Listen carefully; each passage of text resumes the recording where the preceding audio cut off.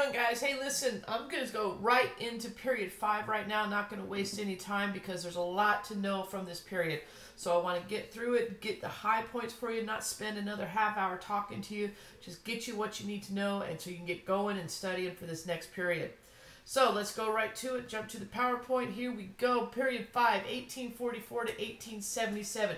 This is going to be kicked off with the Compromise of 1850. Now listen, I know this time period starts in 1844, but a lot of things that happen in the 1840s is what's going to lead to the 1850s, specifically the Mexican-American War and the expansion of the United States.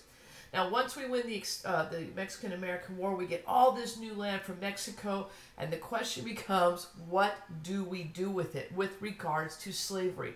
I told you in the last video that the Mexican cession is basically going to open up Pandora's box when it comes to the question of slavery. That brings us to the Compromise of 1850.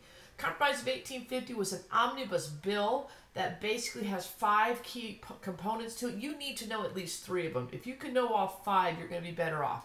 But know that the Compromise of 1850, the first one, it brings the California in as a free state to the Union.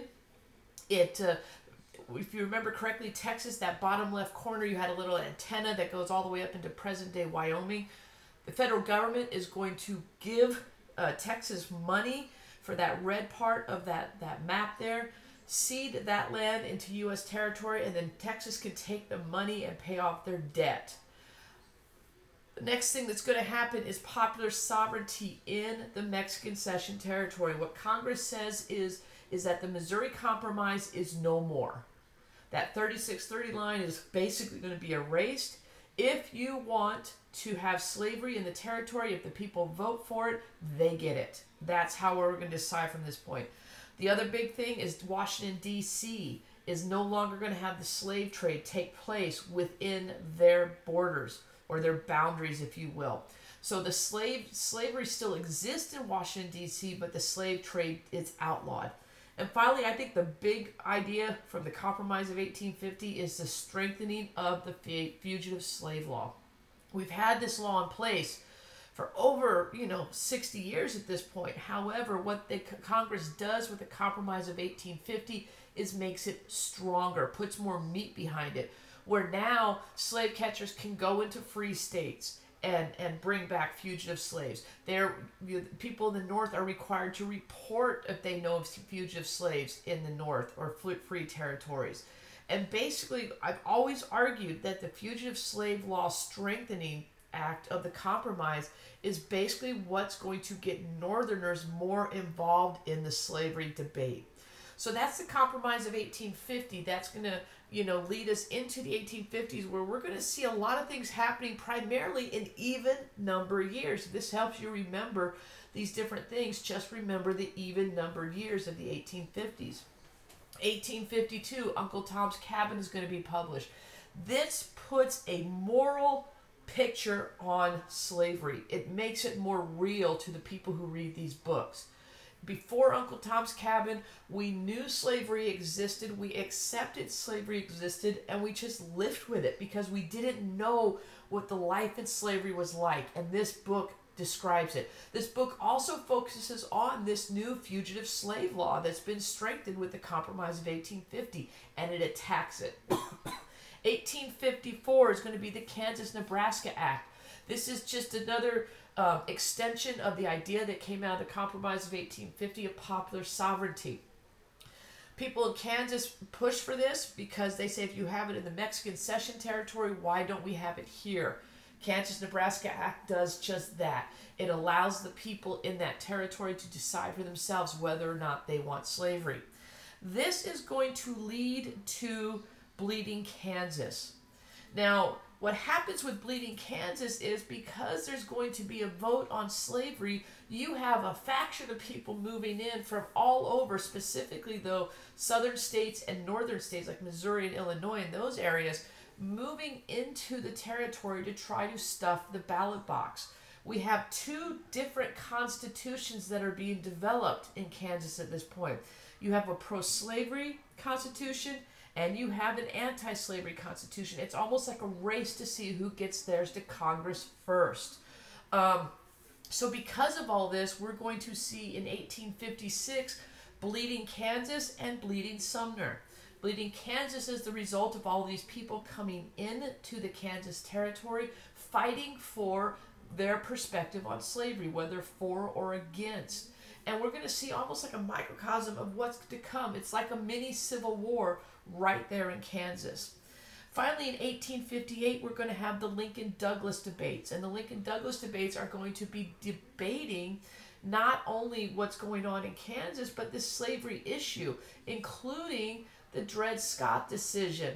Dred Scott is one of those odd numbered years from the 1850s at 1857, when Roger Taney, the Chief Justice of the Supreme Court, rules, along with the rest of the Supreme Court, that slaves cannot ever be citizens, that African Americans or Africans cannot be citizens of the United States. They are indeed property. So Lincoln and Douglas are going to debate this as they're both running for the Senate seat in Illinois. Now Lincoln's going to lose that election to Stephen Douglas. However, what it's going to do is that those debates are going to propel him to the national spotlight. 1859 is going to be the raid of Harper's Ferry by John Brown. Now, John Brown had been introduced to us during Bleeding Kansas. His sons went to Bleeding Kansas to fight against the slave issue and on the ballot, and we talked about the Potawatomi massacre that occurs there. So you can tie all that together, but all this is going on in the 1850s. This is going to eventually lead up to the election of 1860. During the 1850s, you're probably wondering what the heck is going on. Who's the president during this time? Here they are. You have Millard Fillmore, Franklin Pierce, and James Buchanan. I call them the three blind mice because they are just weak presidents. There's no strength at all. You have people like Pierce who's trying to make everybody happy, and then you try to do that, the more people you try to make happy, actually the more people you're just going to tick off. Buchanan, I mean, he was worthless as a president. He basically knew what was coming, knew the country was about to divide up, and did nothing to stop it. So when we talk about presidencies of the 1850s, just think ineffectiveness. Bottom line, ineffectiveness. Election of 1860 is going to bring a Lincoln in the election. He's going to run against Stephen Douglas and several others. He is going to win the election with the votes of all the northern states. He does not get one electoral vote from the southern states, but he has enough to win the presidency. Upon his election, even before he is sworn into office, we see Southern secession. South Carolina is the first to leave, followed by 7 other states. By the time it's all said and done, 11 states secede from the Union. Now we get to the meat of this time period, and that's going to be the Civil War. Civil War starts with the firing on Fort Sumter. This is a victory for the southern states. What happens during this time, though, is basically once Fort Sumter is fired upon and the war starts, Lincoln suspends the writ of habeas corpus. He suspends habeas corpus in the United States with the intent of protecting the U.S. citizens and protecting the North from any Southern, infiltration, if you will. So what this does is it increases presidential power during episodes of war. We've seen other presidents do it. We'll see presidents do it. But Lincoln, he takes the bull by the horns and doesn't even do it. He just institutes a draft, does all sorts of stuff to get the country ready for war without Congress even being in session. So 1861, the firing of Fort Sumter, the start of the Civil War. When we get into the Civil War, what I really want you to know the Battle of Antietam. Antietam is going to be a turning point for the war. Number one, the victory for the North in that you have this is the first major victory the Northern troops have at Antietam, but it's also the bloodiest day in the war. It's going to lead to the Emancipation Proclamation. And before I talk about that, I also want to talk about foreign involvement in this war. You did have foreign countries like England and France possibly looking to get involved in the war, honestly on the side of the South because of the cotton. But because of Antietam, everyone decides to stay out of it and just leave this war to the United States. After Antietam is when Lincoln passes the Emancipation Proclamation. I'm going to jump off here so you can see me. I want to make this clear. The Emancipation Proclamation was a wartime movement. It was a war measure when he first passed it. Remember, he set the slaves free in the southern states. The southern states have seceded. They're not part of the Union. So when he does this, what the Emancipation Proclamation really does is it gives a moral cause or a moral reason to continue fighting in this war. It doesn't free any slaves. It doesn't even free the slaves in the border states who are fighting on the side of the Union. But it, like I said, it gives a cause for the Union to continue fighting. So that was in 1863. 1863 is also when Lincoln gives his famous Gettysburg Address. And pull up this picture here if you can see it in the PowerPoint. It's a little hard to see. Got a little arrow going to Lincoln in that picture. It was supposed to be, it was a memorial, at the cemetery, and Lincoln surprised everyone because people before him had spoken for over an hour at a time. Lincoln got up and gave a 7-8 minute speech, and it was done, but it's the most famous speech probably ever. 7 years ago, Lincoln harkens back to the founding of our country and the foundation that we built this country on. 1864, Lincoln is going to get reelected, and it's not as he's not as a slam dunk like you thought it would be. He's running against George McClellan, his former commander of the troops, and he doesn't gain any votes from what he got in 1860. But he does win, and one reason he wins is because the Union is winning the Army. This is during Sherman's March to the Sea, where he is basically executing this idea of total war, basically burning and destroying everything in his path so it can't be used again. This is going to be used again in the 1940s during World War II, when you have the Soviet Union going up against the Germans. And when the Germans tried to invade the Soviet Union, as the Soviet Union started to push the Germans back, when they attacked, they burned everything so the Germans wouldn't have access to anything. And that's what Sherman does here. Finally, in 1865, at Appomattox Courthouse, basically Robert E. Lee, the commanding general of the Confederate forces, surrenders to Ulysses S. Grant, the commander of the Union forces. Ulysses S. Grant had come into the war halfway through as the commander. He is known for the victory at Vicksburg and other places. He is probably what helped Lincoln actually win this war. So that brings the end of the Civil War. I know it's not a whole lot. There's not a whole lot you need to know about the war, just these big ideas of, the Emancipation Proclamation and Antietam and Gettysburg and Sherman. Know those things, and I think you'll do fine with this part of the war. And moving on, I don't even have it in there. I guess I do. It's down there at the bottom. Right after the war ended on April 11th. I believe it was April 13th that Lincoln and his wife went to the theater to celebrate the victory of the war, and that's when Lincoln will be assassinated by John Wilkes Booth, a Southern sympathizer who was actually pushing, for the South to re-enter the war, not just give up. He said there's still a fight in us. And Lincoln's assassinated, and Andrew Johnson will become the next president of the United States. Andrew Johnson, just a quick side note, senator from Tennessee. He is the only senator from a southern state who stayed with the Union. He did not secede with the other states. When we get into Reconstruction, you need to know the Reconstruction amendments, the 13th, 14th, and 15th Amendment. Basically, the 13th Amendment is going to give the newly freed slaves the right to vote. The 14th Amendment is going to make them citizens. And the 13th Amendment frees them. The 14th Amendment gives them citizenship. And then the 15th Amendment basically gives them the right to vote. The males only. Keep that in mind. It's the men who get the right to vote with the 15th Amendment.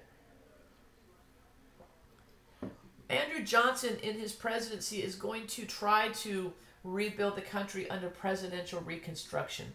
He is going to use the ideas that were presented by Lincoln. It's a very, his idea for Reconstruction is very lenient. Basically, he wants 10%, it's called the 10% plan. And what that means is 10% of the voting populace of each southern state would have to, basically swear an allegiance to the Constitution. The Congress doesn't want anything to do with that. And you're going to see Johnson and the U.S. Congress are going to battle back and forth quite a bit. This is going to lead to the first impeachment of a U.S. president.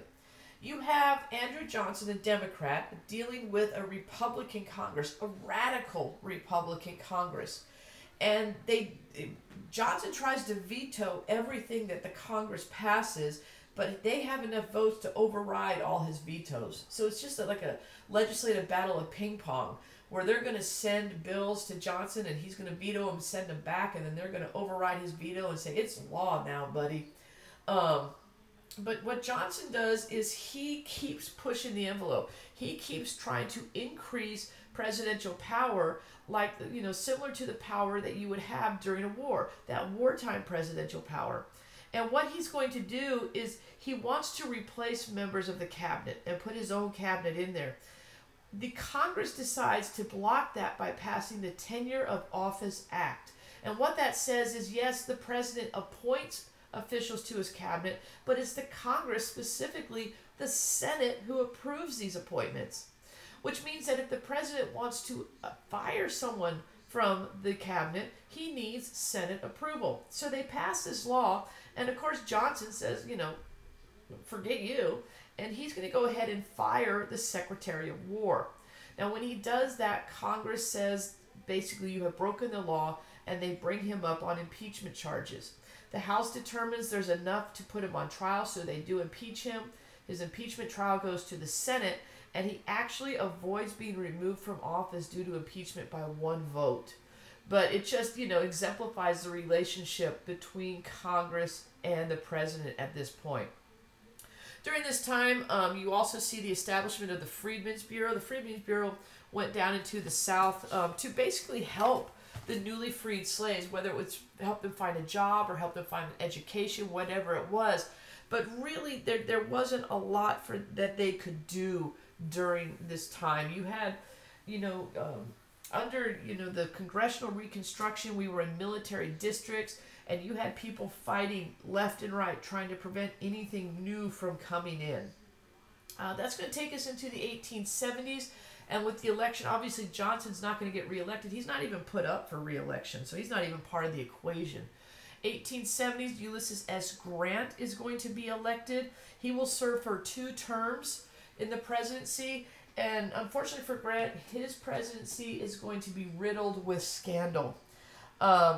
Basically, if you compare his presidency, when you look at his presidency, the scandals you want to look at the Credit Mobilier scandal or Mobilier scandal. That's the railroad scandal in which people were selling stocks to a railroad that pretty much didn't exist.